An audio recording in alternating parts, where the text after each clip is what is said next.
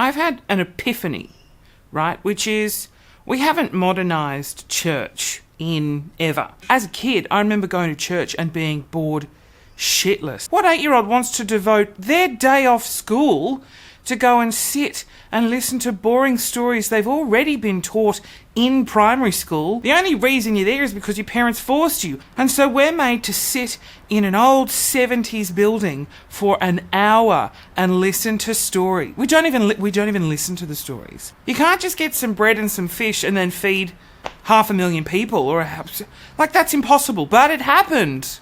Then why can't we solve world hunger? Like, it's all bullshit. Like, if you believe in God or, that's fine. I don't have any problem with that at all. It's just, as a kid, I didn't want to spend my Sunday putting on my best clothes, sitting in a room full of old people and singing, "The light of the Lord has come home." Hymns about the shining beacon of light and going toward it. Hymns about death. So using the small intellect I have, I thought, how can we get the young youth of today involved in mass?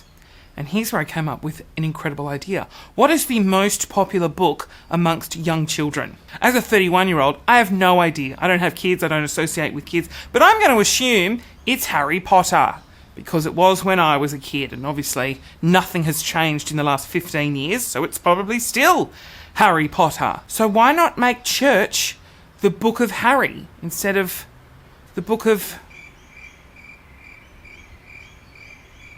Just swap the books out. No one will know. They're about the same size. If you shrink the Harry Potter font down and print it on really thin paper, you could probably make it into just a hunk of Bible. The book according to Harry. I mean, I would go back to church. If every Sunday I had to go and listen to stories about Harry Potter, I tell you what, there would be an influx of people wanting to go to mass all of a sudden. Like, look at that.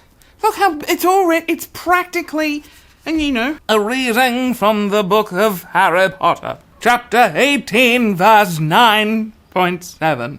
The Life and Lies of Albus Dumbledore. That's an actual chapter name. It already sounds like the Bible. In the name of Albus, Harry, the Patronus, and the Sorting Hat. Hermione. We take our first reading from the Book of the Deathly Hallows, verses 9 through 4. "He's a wand maker," said Harry. "He made Crumb's wand, and Crumb reckons he's brilliant." It's already 45,000 times fascinating than the current church, and then you close it and you sing a hymn. I get out my wand for you. I make a Patronus for you. And then you could do like you'd go up, and instead of getting like a dry, tasteless communion or wafer, you get like a Bertie Bott every flavour bean. Isn't that genius? The chief wizard who's running like the ceremony has just like a bowl of like these beans. The tastefulness of Harry. Yes, the tastefulness of Harry. And they just put it into your hand.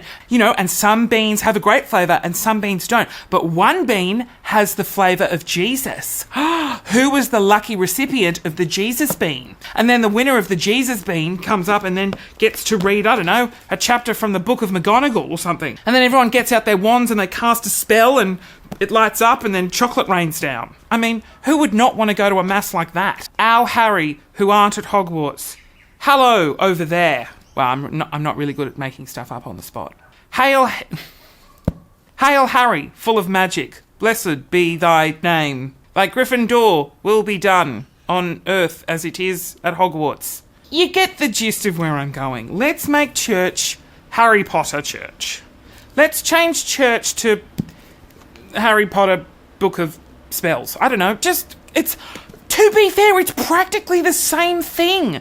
Jesus went, I make water wine. Harry went, Expecto Patronum.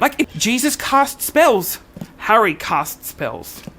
And then we could all get spell books. Imagine instead of hymns, you get spell books. Please open your spell books to page 45.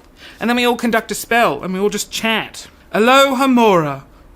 And then all the windows of the hall open and owls fly in and they drop, I don't know, the parish newsletter. And then we, oh, look, the Dursleys are having a yard sale on Tuesday. The end. And then we go home. As if that would not be the funnest thing you ever did in your life. Why can't we do that? Even if it is make-believe. We go, aloha mora, the head wizard pushes a button, the windows open, and then the aviary of birds that have already been trained to fly in the windows fly in the windows. It doesn't have to be magic, we just have to pretend that it's magic. You know, it's illuminate, and then someone just turns the switch on for the lights. And then we're like, oh my god, we're magic! And then we eat some jelly beans, and then some are earwax flavoured, and then we clap, sing a hymn, and go home. Like, the best.